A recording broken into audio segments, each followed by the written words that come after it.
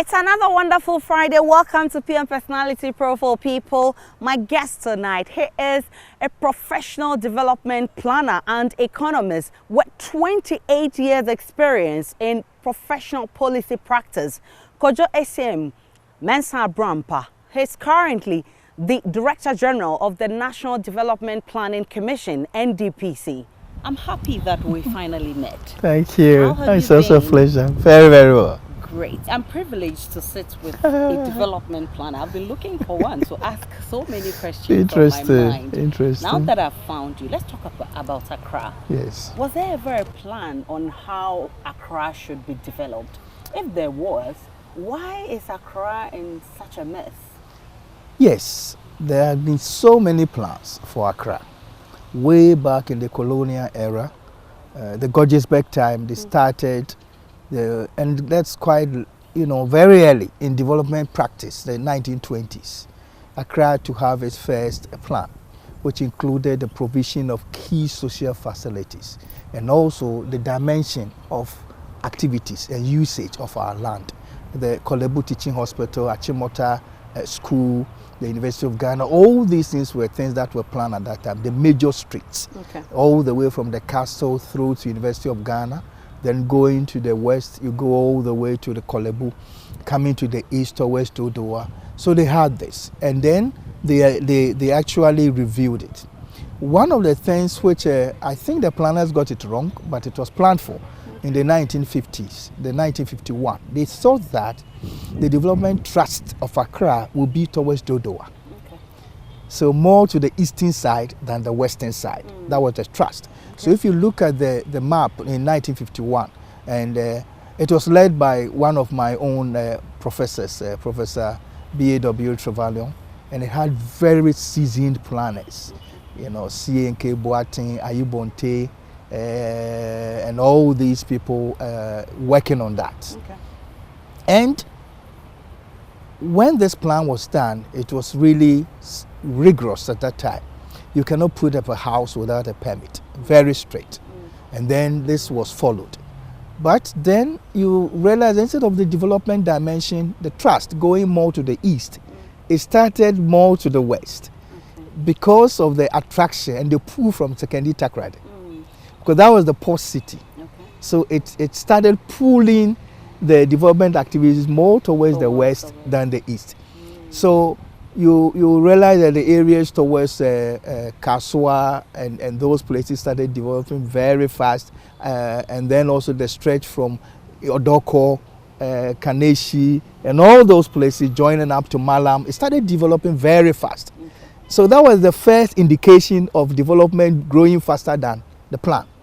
So instead of concentrating on the east, then the shift then came to the west.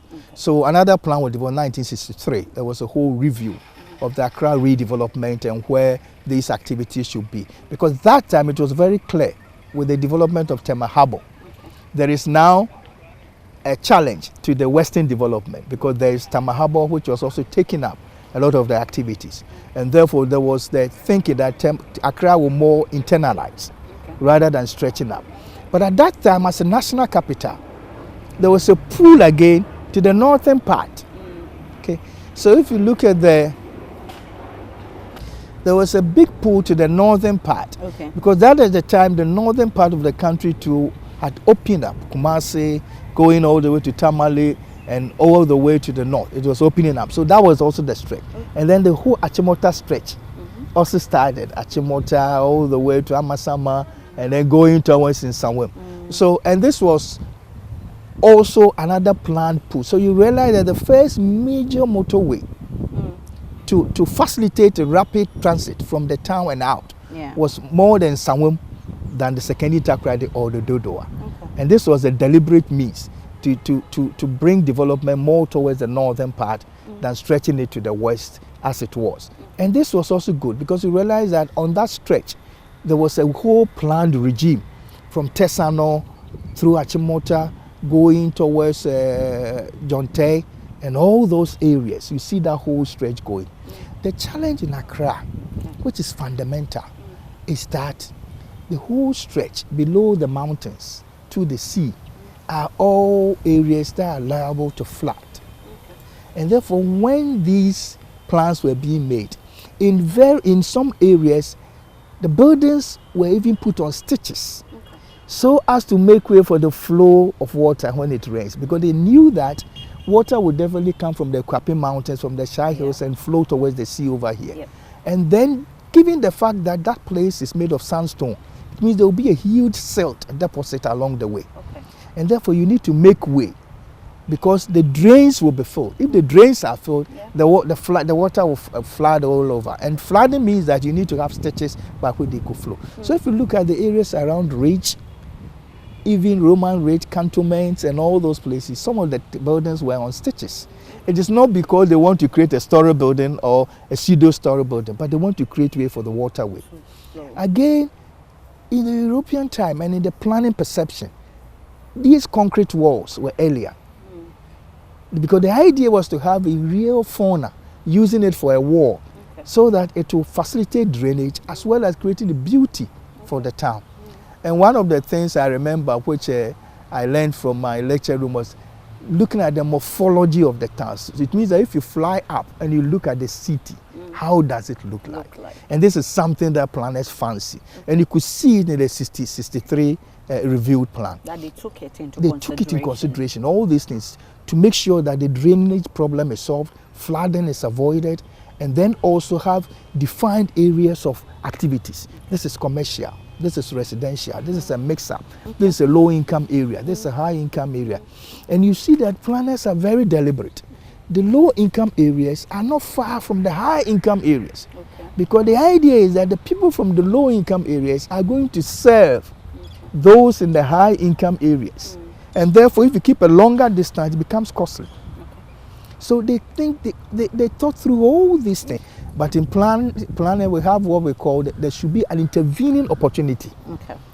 So creating intervening opportunity means that you are absorbing people outside Accra, outside Kumasi, so that they could find opportunities there. And this is what the long-term perspective is anticipating.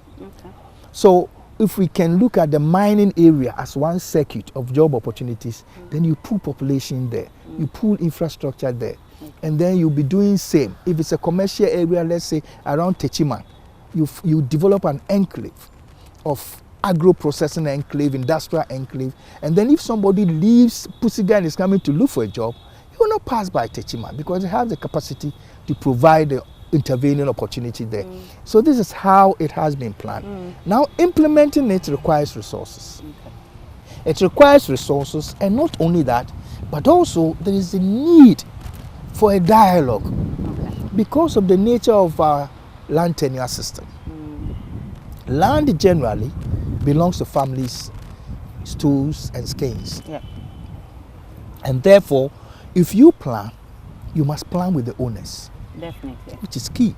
And for many a times, planners, I remember when we were in school, you would do very nice things on paper. And the lecturer tells you, now go and have a dialogue with the community. So we'll be sent to the community, and then fascinated, displaying our things, and then they will start telling us the history of the place and all and that and social situation, and you realize that all the nice drawings you did is useless. Which means that planning is very expensive. It's an interface with communities. And imagine the number of communities we have in the country. To be able to have interface and general agreement with the owners, to be able to implement, is not that easy and not that cheap. Put at the apex of this is the Land Use Planning and Spatial Planning Authority, which has to implement. National Development Planning Commission proposes, have a discussion with them, agree on the technical viability of the plan. But when it comes to space, it is LUSPA, the Land Use and Spatial Planning Authority, that pushes that. But it is one of the most challenged institutions we have in this country in terms of resources, both physical and personnel. If you go to Europe, in the school where I attended, we don't go to the field and be dragging, some of these survey things to be able to gather things on space and do measurements. They're using drones. If you go to the department now, I don't think they have a single one of that. And if they want to do it, they might have to go and hire. We just did a pilot case in one district, Asokwa, we had to hire the drones Wow. to be able to do the survey. Mm-hmm. And after going through all these rigorous things, the amount of money we spent to be able to have a very good map. But the good thing was that when we finished doing it and we're doing the presentation, this is technology. Mm-hmm. We use the drones as we're presenting it on the map to be flying over. Mm-hmm. So the chiefs and the community leaders did not only see paper, Okay. they also saw what we were talking about, the relationship. Yes. To the point that when they eat, they saw the potential of their place, the closeness of that place to Obuasi, the closeness of that place to Kumasi, the closeness of that place to Fosu. And they realized that they lie in the middle Okay. of a huge commercial opportunity. Immediately they said, oh, then we cannot be giving our land just like that. We think that what these people are saying, we must listen to it. This place holds a huge commercial opportunity. And they saw it because we were flying the drones from Kumasi to from Fosu, from Obuasi, and they saw the potential and the closeness even to eastern region, just crossing the Pra River. So planning has gone to the point that it's a dialogue facilitated by technology. It requires investment, it requires knowledge and modern knowledge. So it is a challenge. But I think that if we're able to prioritize and going by the plans that we have, medium term, short term and long term, and be able to prioritize the logic, it may be faster, and some of us might see it before we go to the other side of the world. Okay. Ghana on its feet, and Ghana on its way to real progress. I want to believe that's what the National Development Commission has been doing all this while. But let's talk about your 28-year career of planning and being an economist and what have you, and the inroads that have been made so far. I'll begin with you as a technical advisor for local development for UN Capital Development Fund, responsible for 14 countries in Africa as well as Arab states. Were you present in all these countries? Yes. Okay. You are once you are in charge of those countries, you might be physically located in one country with an office, but your presence is in all these countries. That's how we work. So other than hiring people for all these areas, you provide technical support. So the country, the nationals, are the ones who are in charge, we're doing it, but you are responsible because the United Nations is investing. So you are responsible. If anything goes wrong, you will be asked first. You will be responsible. Exactly. It was very interesting, very, very interesting, and a changing moment in my life. Big trust.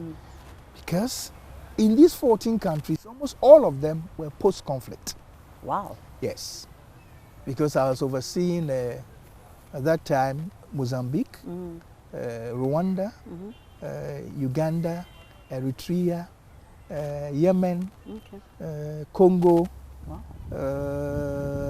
Tanzania, Ethiopia. Those were fairly out of conflict for a very long time. But these are some of the countries, including Angola. And all these had come out of conflict. Wow. And it included my almighty Somalia and Sudan. Oh, yes. Interesting. So these were countries I was in charge. The key thing was that when the UN facilitates a peace situation, when the soldiers leave, what you have to do is to sow development. So we have experts who are going there to sow development. And the UN Capital Development Fund is one of the few UN institutions that can invest, that provides capital.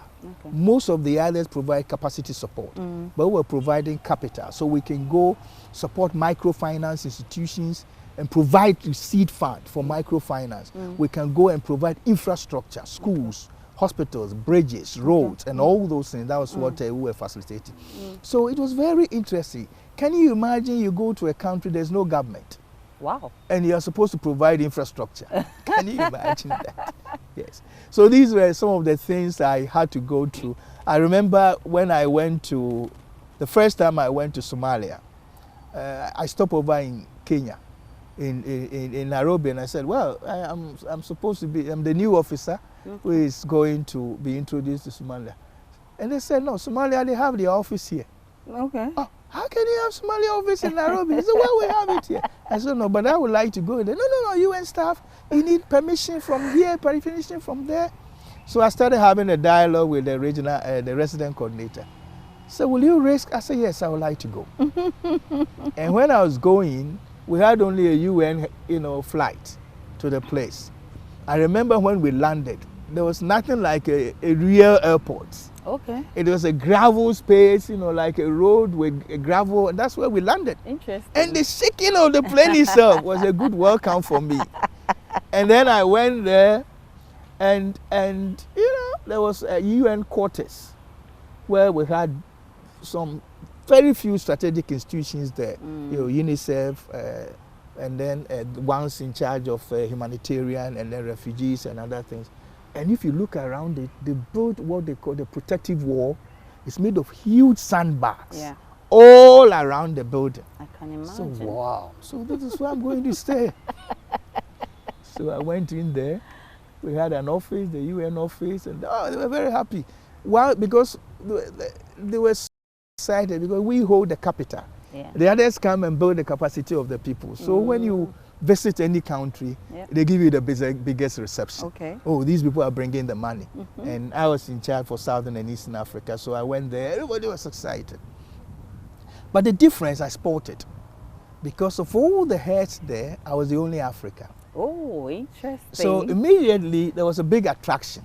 Okay. I remember I went to the president and we spoke, and the coincidence, one of my lecturers at KNUST was a mate to the president of Somalia when they schooled in London.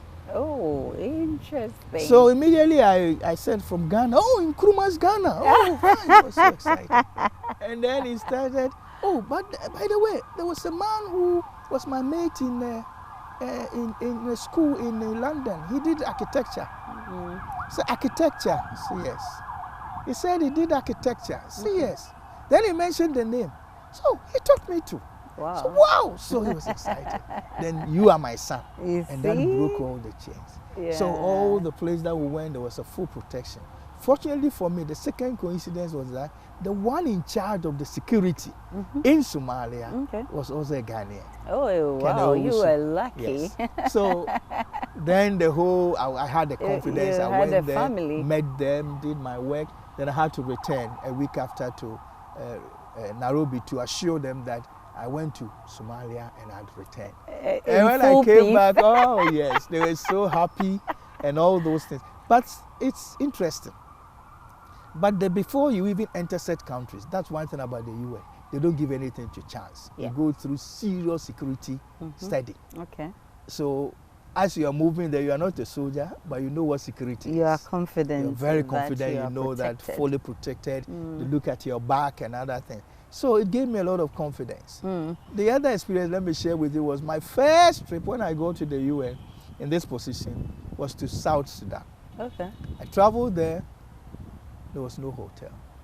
So there were some tents along the Nile, and they call it Matumizi. It's a Swahili language. So there were tents there, and the US soldiers were also in tents, and I had to sleep there with them by the Nile. Okay. And the next morning, I was going to look for Ministry of Local Government because that's where I had to start from. Where? In Sudan. And they showed me, it's just like, one of the houses in my village. So, wow, this is the challenge. But you didn't have a hotel to sleep in, and you're expecting what? Yes. An edifice? You see?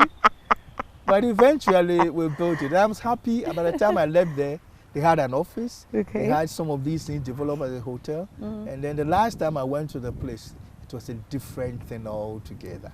I mean, that was quite an experience there. Are there lessons from all these countries? First 14 African countries, then 123 countries. Are there lessons for Ghana? So lessons, a lot. I learned a lot. Okay. So it shaped my perspective of what development is. Right from the lowest level to the highest. Okay. Because I worked across different countries, different attitudes, different characteristics, and all this, and different people. You go to a place, you are met by the president. You go to another place, there's nobody to receive you. You have to find your own way to the hotel. So all You're this, on your own. Exactly. So I remember I went to Congo. I got to the airport. There was nobody there. I lost my luggage. and Goodness. so by the time I struggled, where is the UN office here and all that? They were even the very people who wanted to help you also wanted to take something from you. My goodness. So I had to go through that. So it's a big experience. The key thing is about patience. Okay. Apart from the technical knowledge that you obtain, patience. The other thing is that if I encounter any problem at any given time, technical or otherwise, you've seen a lot. So you are able to bring that experience to bear in solving that. Okay. And that is one thing I think, it's a talent which I've developed out of all these works and exposure. Really that is it. has helped That you. is it. Kodjo Esseim Mensah-Abrampa. He's a Director General of the National Development Planning Commission, NDPC, my guest tonight, and we're having an insight into his life. When I return from this break, remember, he has a very interesting story growing up. He will be sharing that with us.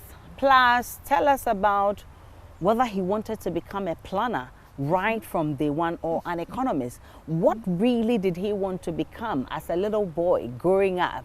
I would also be gauging his mood on the raging debate on how to fix our ailing economy as an economist. Plus, he'll be talking about his lifestyle and family value. Stay with me, I'm coming right back. Welcome back to PM Personality Profile. My guest is Kodjo Esseim Mensah-Abrampa, Director General of the National Development Planning Commission. He's also the Futusamfo Hene of Danchera. Nana, I come in peace. Thank you. I mean, Mensah-Abrampa, straightforward. Are you from the central region? Yes, I'm from the central region. Where to be precise? My village is called Jukwa Krobo. Okay. Jukwa is the traditional capital of Danchera. And Krobo is just about 5 kilometers off it. All right. When you are going towards the Kakum forest, there's a police barrier. The police barrier is the junction to my village. Okay. Yes. Oh. And that's called Jukwa Krobo. Is that where you were born? Let me say that no. Okay. Both parents are from there. Okay. But my parents are teachers. Okay. And in those days, teachers could be transferred anywhere. But coincidentally, my mother and father from the same village, but were teaching at Bibieni. Okay. It's a mining town. Both of those them? days, yes. Okay. My father happened to be the second person who went. I must say, I'm a very privileged child. You should be. Yes. My father happened to be the second person who went to university in my village. And my mother was the first person who went to a second cycle school in your village. So I was privileged. You are very privileged. My mother completed the last training college in 1958. Oh, and my father went to St. Augustine's and then to University of Ghana. Interesting. So from that village. So you must have been to St. Augustine's too. I went to St. John's. Normally, people would always want their children to follow. I went to St. Augustine's for sixth form. Okay. But was only there for a few months and went back to St. John's. Okay, but let's talk about where you were born and growing up. I was actually born in a town called Hwenampuri. Hey. It is a village near Bibieni. Okay. But in those days, the registration was being done in Kumasi. So I was registered as a place of birth at Kumasi, but I was actually born in Hwenampuri. Okay. I did not see the place because my parents were only there for 3 years, and then they brought me to my village. So at that time, I think my father was going to go to the university. Okay. So my mother came to my village and taught there. So when my eyes opened, I was there in the village. Okay. And then because my mother too was a teacher, 3 years I was in class 1. Interesting. Yes. So my mother was teaching class 1, so I was with the children and then doing their work. And I remember I passed, but the teacher then said, I remember him very well, Master Forsen, that no, you are in class 1A because next year then we go to class 2A, then you start from there. So I couldn't go to the next class. So 4 years I started class 1. Okay. And in my village. Then my father completed, I think so, and then they transferred us to Dunkwa. Okay. So Dunkwa, Ofin, is where I started my actual class 1. Okay. That time I was 5 years and really class 1. Okay. So by the time I started class 1, I'd done 3 years of class 1. Already? You be on top of the class all the time. I had an edge. And so I went to Presbyterian school in Dunkwa. And my mother being a teacher, you know, she followed almost every school there. Okay. So class 1, 2, 3, I think they transferred the head teacher. Yeah. And then he said, oh, the new head teacher, he doesn't think is that good. So they took me to a Catholic school. And because we were Catholics, I was very comfortable because I was going to church and doing all the services and other things. And then after class 6, my mother said, no, you should go to the Methodist school because then they have a very good teacher. So I went there. Then from there, I went to secondary school, St. John's. Why did I go to St. John's? I remember St. John's had a school band, and I liked drumming. Okay. So in 1976, they came to Dunkwa and performed the Broadway. You know, young students, and they performed very well. And I went there to peep through the hole, and I saw them. Wow! No, this school I'll go. So though my father wanted me to go to St. Augustine's, I said no. No way. These people who came to play the band at my school. And he loved it because it's also a Catholic school. Okay. So I went there. And it was good I went there. Very, very good, because that shaped me, what I am today. Okay. But before we talk about secondary school in St. John's, let's talk about growing up in your village. Yes. You said it's called what? Krobo? Jukwa Krobo. Jukwa Krobo. I mean, how would you describe the area growing up as a little boy? It is very interesting because the nearest third road at that time was in Cape Coast. Okay. Which was about 19 kilometers away. So, and somebody growing over there, I did like any village child would do. The difference was that my grandmother was the queen mother of the village. Oh. And my uncle was the chief of the village. You were really privileged. But it also opened me to a lot of things. And as early as 4 years, my grandmother started telling me the history of the village, the history of the dangerous, and all these things. And although my mother was there, I shared a lot of time with my grandmother. At dawn, she would wake you up and started telling you stories. Okay. And so a lot of these things, historical things, became stories that I knew right from childhood. Okay. Because this old lady will not let you sleep. And then when she tells you the story, she will let you also, you know, record the story and tell her. Ah, there's no way you would ever forget. No, that was it. So it was very interesting. And then I also went around with the young men, you know, playing around, chasing, you know, rats and looking for snail and all those things. We went through that. Okay. The only thing was that, you see, I saw I was a bit different because that is the teacher's son. Yeah. My mother was a teacher. You needed to show some. Exactly, exactly. And the dressing was a bit different. You know, whilst everybody has a piece of cloth hanging around their neck and you know some pants to go with, I would definitely have, you know, a t-shirt or a shirt and a pants. Okay. So I realized now I was a bit different from the others. Yeah. But yet I mingled and I learned a lot from them. Okay. And I've never stopped. Okay. Because of all my siblings, I'm the one who is still very close to my village. Okay. I spend more time in my village than anywhere. Okay. And since I came from the UN, I hardly stay in Accra. It is only when I come to work and I get my peace when I'm there in the village. So I work here up to Friday. And if there's nothing over the weekend, you're Zoom, off. I'm there. Interesting. And that's where my spirit is. So there were so much fancy moments, yes. But I'm sure there were also terrible moments. Do you remember any? I remember. Sometimes you want to go to, sometimes you are sick, they want to take you to the hospital, and the road is blocked because there's rain heavily. Ooh. And sometimes you have to go, you know, sitting on the neck of your ankle to help you, you know, go through some rivers and other things to be able to get to the place. Wow. And I saw some of these difficulties.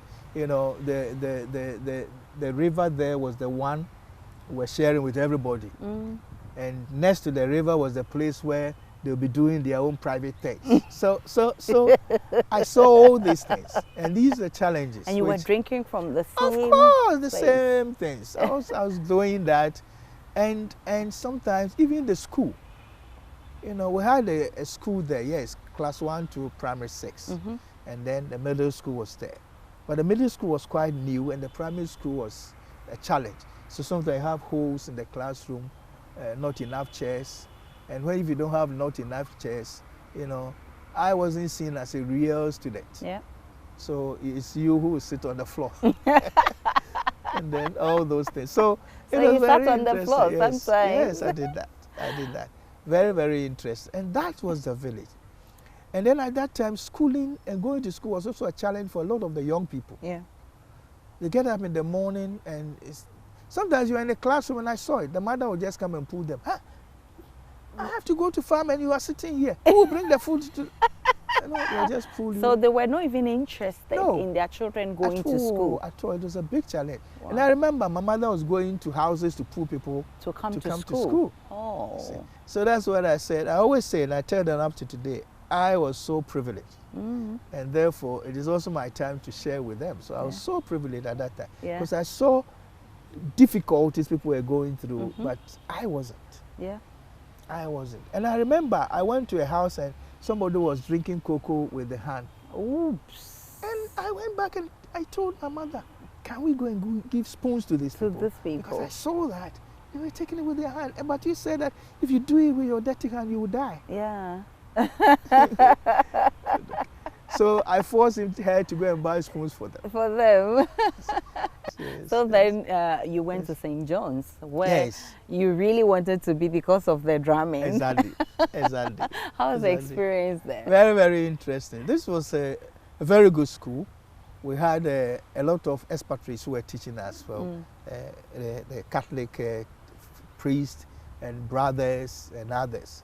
And that was also an open, big experience. Yeah. You know, this is a village boy. He went to school at Dunkwa. Though we had the priest being an European, you come and about 9 out of the 11 subjects that you are doing were whites. Okay.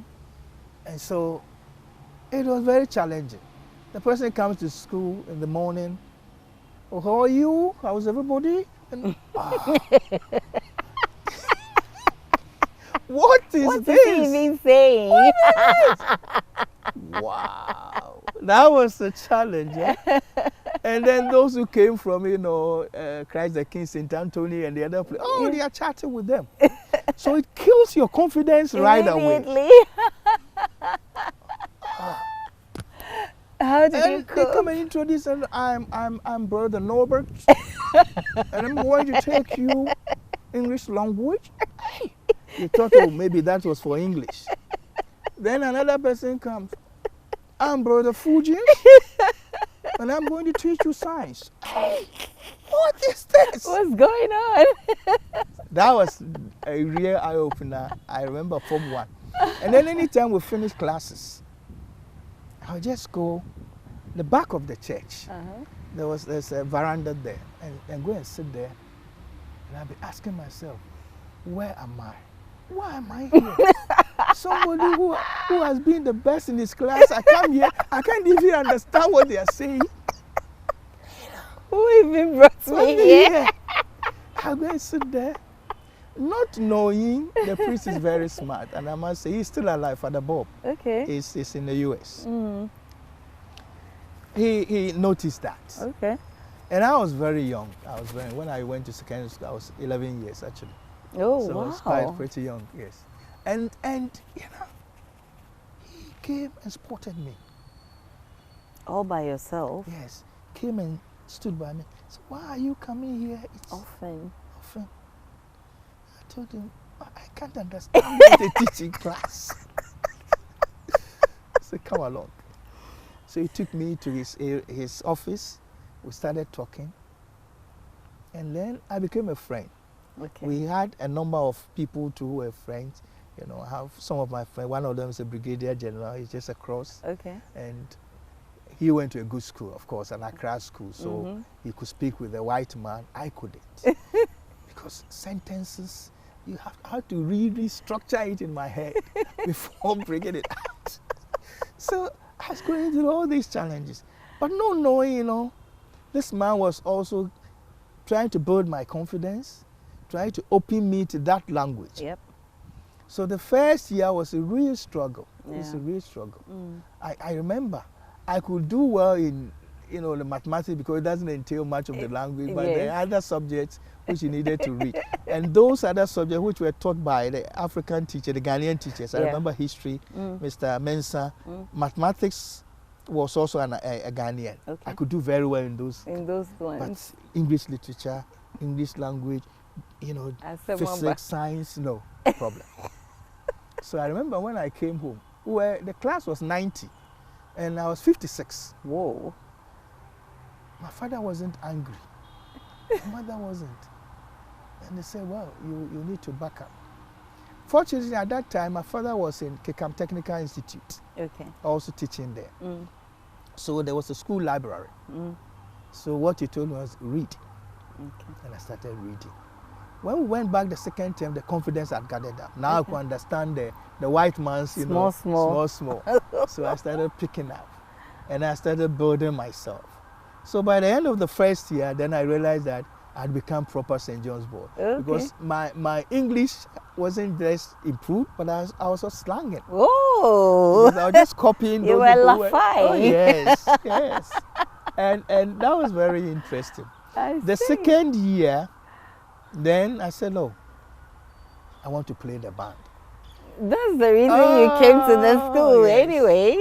So the second year, we went for practice, the music room.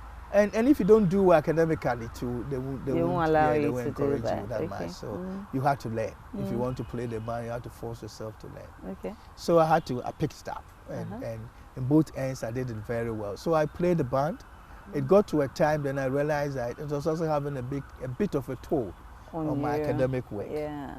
And so you have to slow down.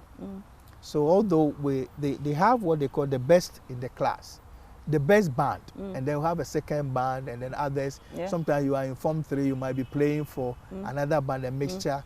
But there were others who were professionally good in the music. I wasn't that good. You have a guitarist who is still a professional guitarist, an organist, and other people.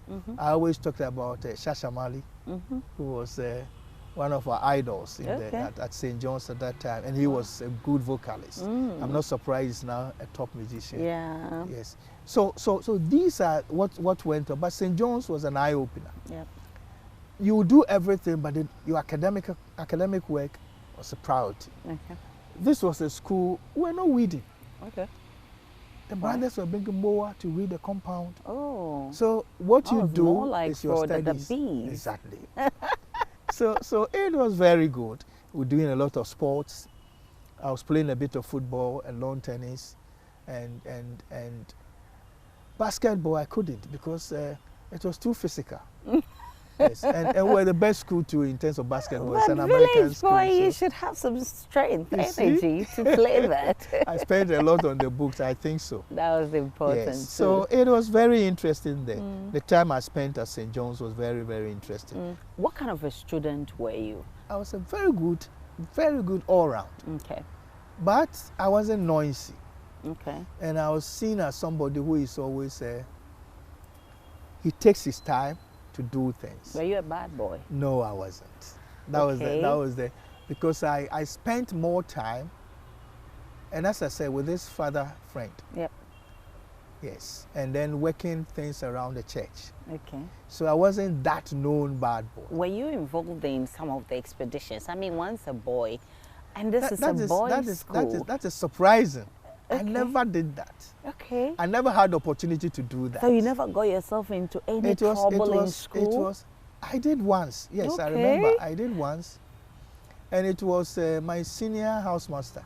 I really liked him. Okay. But he had a nickname, Kwapai. So, and I was so good that I never used Kwapai. Okay. I always called him Mr. Kwanzaa. Then one day, I remember I was in the lower 6. No, it was Form 5. People were making noise. So I was just shouting for them to keep quiet. My goodness. And then I turned, and indeed, Kwapai was there. That day. And then, you know what he said? Oh, Mensah-Abrampa. Maybe you. So you are also calling me Kwapai. And it was so nice to me. I'd been nice, we have been friends, and then that day you was would so feel disappointed. bad, I'm so I sure. was asked among those boys who were there to go and weed. You know, this was a school we don't weed. Okay. So if they ask you to go and weed, It it's means that- real punishment. Because mobile and other things, we had all these things around us. And we're being treated as, in fact, the people of Secondary, they call it Abrafumba. Yes. Yeah, How could you go to secondary school without weeding? It's unheard of. so it was a real punishment.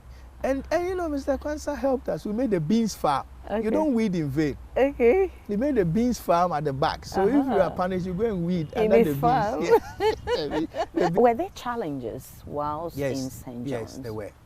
There were, because we had problems with water. Okay.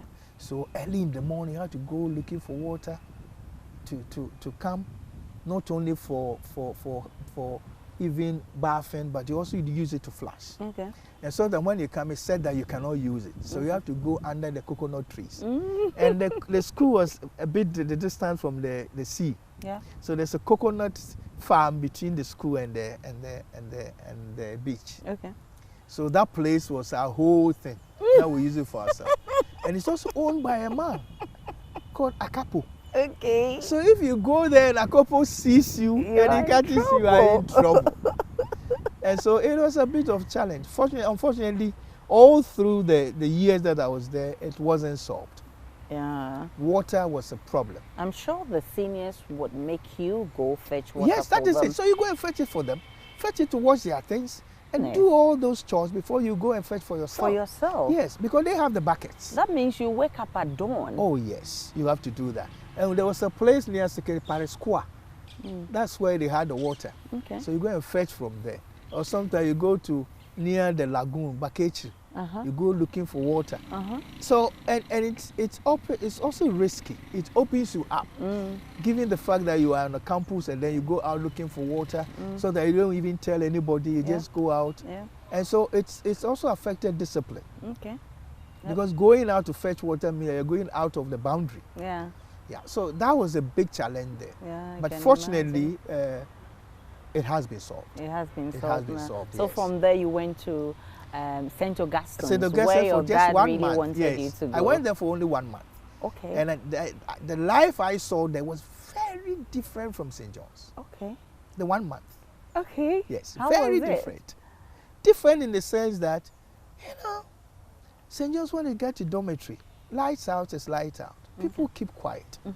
And there, No man's business. There's nothing like lights out.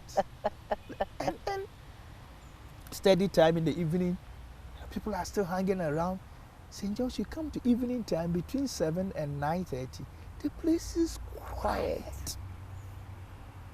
You get up in the morning, everybody, you either go to church or go and do your own prayer or study and all that. It was so orderly. And I went there and I realized, no, the order wasn't there, although I was so excited being there. Yeah. So after 1 month, I didn't tell my father. I just packed my things and came to St. John's. As the headmaster Went saw back. me, he was so excited to see me. Oh my goodness.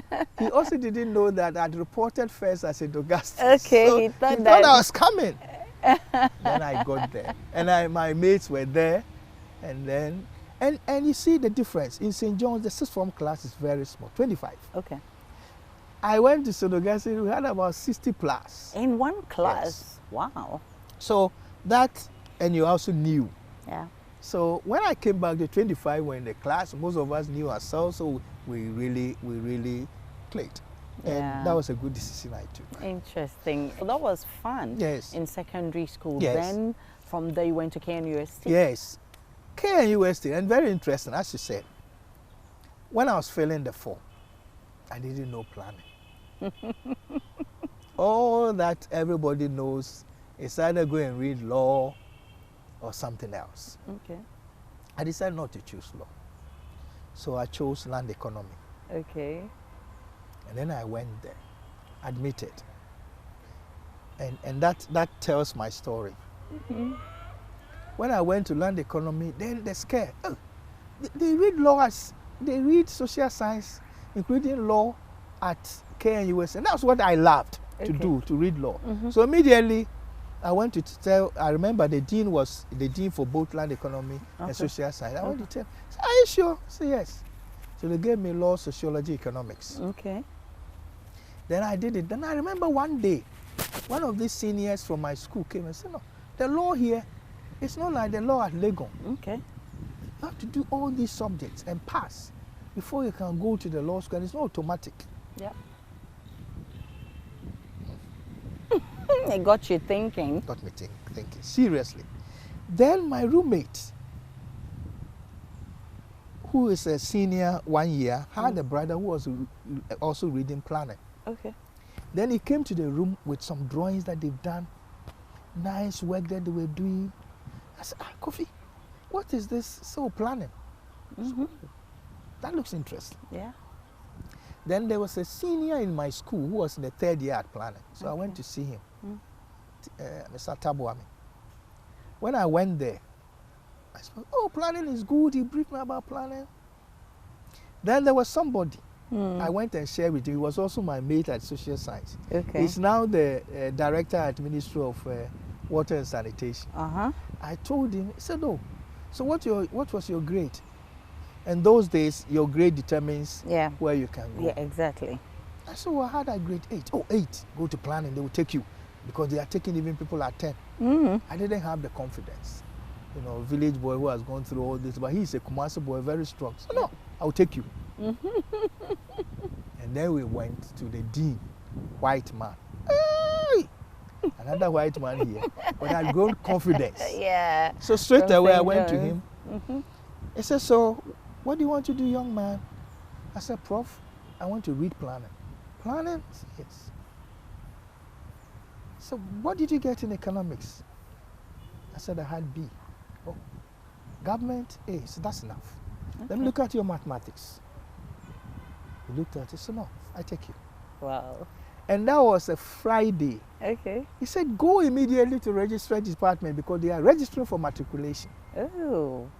So I went there Friday, Saturday I was matriculated to planning. Oh, that was your savior. Yes. And when I went to read plan, that was very interesting because that time it was getting to Christmas break. So the professor did very well. The Christmas break, he got me 2 lecturers. Yeah. And so whatever I've missed, they should fill me in. Okay. So I didn't go for holidays. I stayed on and worked on and worked on. And the end of the semester, that time was February. By the time we got to February, I was at the same level. So I was at the same level as my mates. Okay. And then I became so excited. Yeah. Because I could draw very well. So I had that skill. So the planning was actually for you. Yes. I didn't have problem with mathematics. And these were the 2 big problems for planners. Okay. People who aspire to read plan. Yeah, because you need your to make quantitatives calculations. must be strong. Good. And your drawing ability must be good. Okay. And then I also loved economics. Okay. So it tagged very well for me. And so I got myself into it. I realized this is where I ought to be. And I really studied. The rest of it was very smooth. The rest of it, we devoted a lot of our time for campus politics. Yes, I know.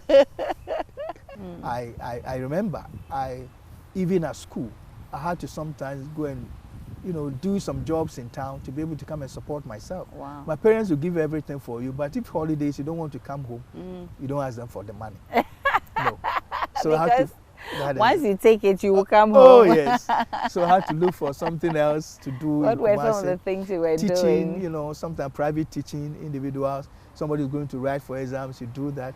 There was one time, I remember myself and a friend of mine, he's a professor now. We had to go and sweep the Kumasi Sports Stadium for money because that time we were going to play a match. And one of our senior happened to be the stadium manager. Okay. So before that, we were going to stand at the gate to sell tickets. We were doing that. And then unfortunately for us, that day said no, the teams themselves were bringing their people to come and sell the ticket. Oh, that was bad for you. So I said, so no money for us? So no, then we'll go and sweep. So we went and imagine sweeping the stadium. The whole stadium, that was a lot of work. So we swept and swept, but got the money. And planning is a very expensive course. Yeah. Everybody knows that. Which among your kids is taking your steps? Economist, planner? Surprisingly, none of them.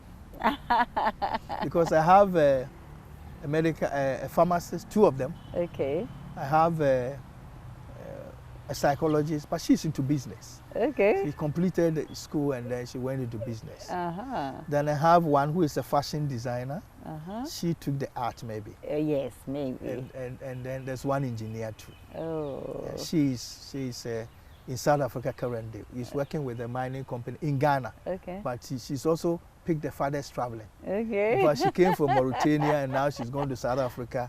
She'll be coming back. So nobody. Two boys, 2 girls, yes. right? Okay. Yes. I'm sure that Yes. when you retire in your room, Yes. or during the weekend when you Yes. go to the village, you Yeah. get the opportunity to listen to music sometimes. I do that. I do. And I really love music. My problem is the words. But I lyrics. listen to music. The lyrics, yes. Which genre of music do you listen to? There are some stars I really love. Okay. My first one is Amachi Dede. Okay, the Iron Boy. That's my star. Amachi Dede is my star. I know his songs. I love them. I listen to them. A lot of wisdom Okay. and others. Then the modern ones, Kofi Kinata. Kofi Kinata. Yes. Okay. She also has a lot of wisdom and all those things. Is it this one? Yes, yes, yes, yes, yes, yes. Yes.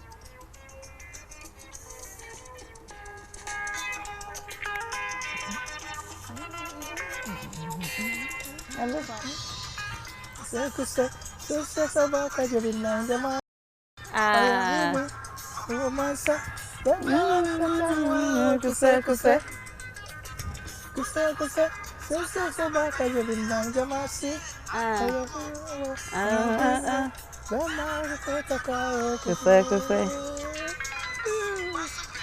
It's so bread.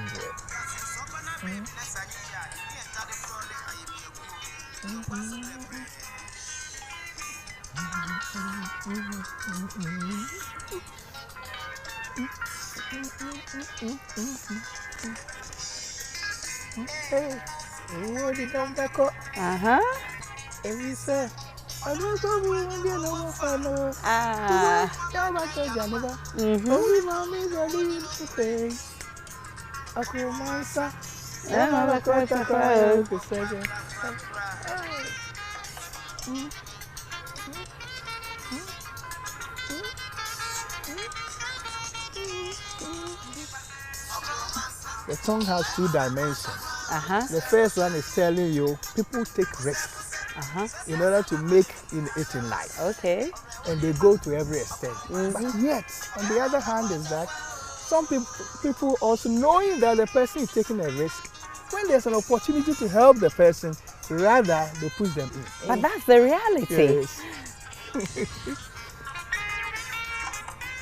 Dr. Kodjo Esseim Mensah-Abrampa, thank you so much for talking to us. It's been great talking to you, and I want to encourage you to keep up doing the good work that you're doing. We appreciate you, and also keep helping to develop and plan our country well, because we really need that. Thank you. Viewers, thank you so much for watching. Same time next week, another exciting edition awaits you on PM Personality Profile. My name is Aisha Ibrahim. Many thanks for watching. Enjoy the rest of our programs.